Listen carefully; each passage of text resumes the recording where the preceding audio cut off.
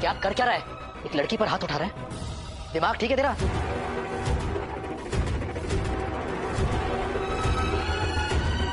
Wow, तुम यही अपनी मर्दानगी दिखा सकते हो मिस्टर मोहित चौहान। बस यही सुनना बाकी रह गया। यही मर्दानगी है ना तेरी? जब बीवी को संभालना था तब तो संभाले नहीं, अब हाथ उठा रहे हो। पहले तो गलती करता फिर कहता नहीं मैं तो इनोसेंट हूं, मैंने तो कुछ किया ही नहीं। यही करते हो ना तुम? उठाओ उठाओ ना, हाथ उठाओ। अरे रुक क्यों गए? इस लड़के का पूरी तरह से दिमाग खराब हो चुका है। हाँ, हो गया मेरा दिमाग खराब। ये एक औरत के ऊपर हाथ उठाने जा रहा था, तो क्या हो गया?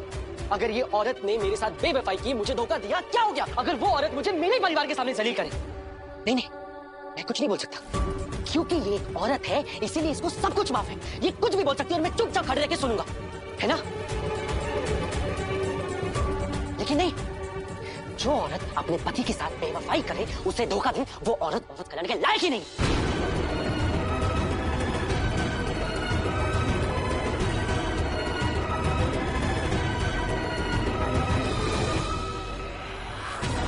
करिश्मा,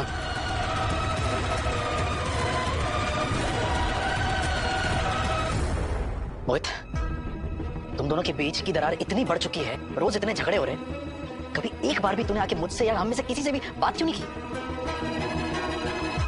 जिस बात की हमें हवा तक नहीं लगी, वो बात उस जंगली मुर्गी तक कैसे पहुंच गई? मुझे नहीं पता काकू, मुझे कुछ नहीं पता। अरे अगर तुझे कुछ पता ही नहीं है तो तुम दोनों ने मिलकर अपने रूम कमरे कक्ष में ये बातें सुलझा लेनी चाहिए थी ना। सबके सामने तमाशा करने की क्या जरूरत थी? सोनाली, शांत हो।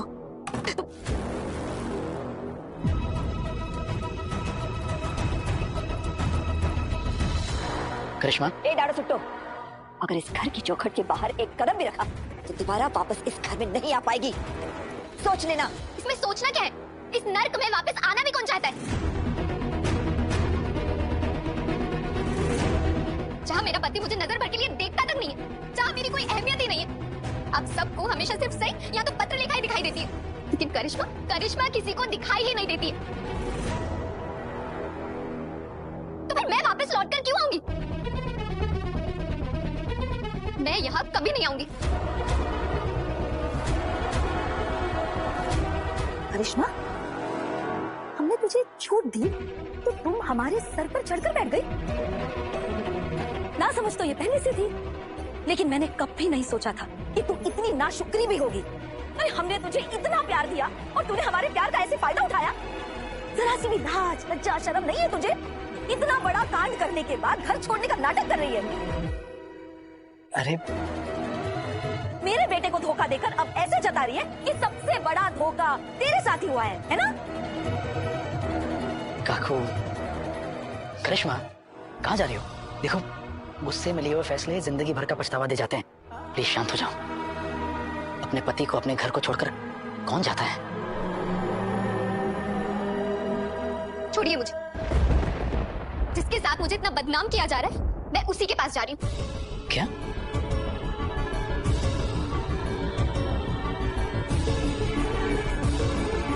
करिश्मा, ये क्या बोल रही हो तुम?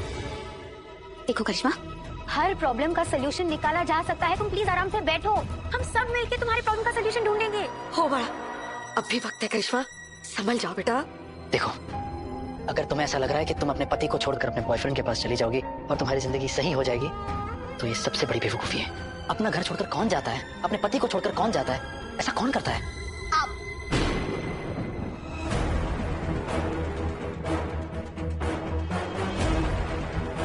आप मुझसे ये सवाल कर रहे हैं कि ऐसा कौन करता है? हाँ विराट दादा, आपने खुद यही किया है, आपने खुद ऐसा ही किया है। क्या बकवास कर रही है तू? अपनी गंदगी में विराट को घसीटना बंद कर। तू अपनी बराबरी विराट से कर रही है। मैं कोई बराबरी नहीं कर रही हूँ। मैं बस आप सबको यही याद दिला रही हूँ कि जो मैं आज करने जा रही हूँ, वो ये बहुत पहले ही कर चुके हैं। बताइए विराट दादा, बताइए, बरसों पहले आपने अपनी पत्नी को छोड़कर अपनी एक्स पत्रलेखा का साथ दिया था कि नहीं?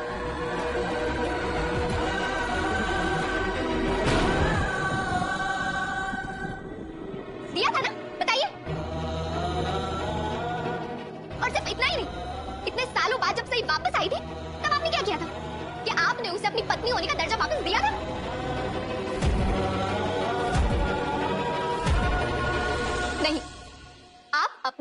गर्लफ्रेंड पत्रलेखा के साथ ही रहे। बस अब आप उसे अपनी पत्नी कहने लगे।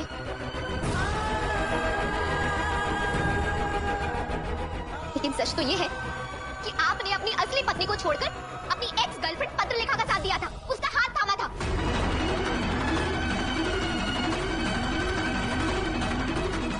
और हैरानी तो मुझे इस बात की हो रही कि आप मुझे शादी पर, रिश्ते निभाने पर प्रवचन दे रहे।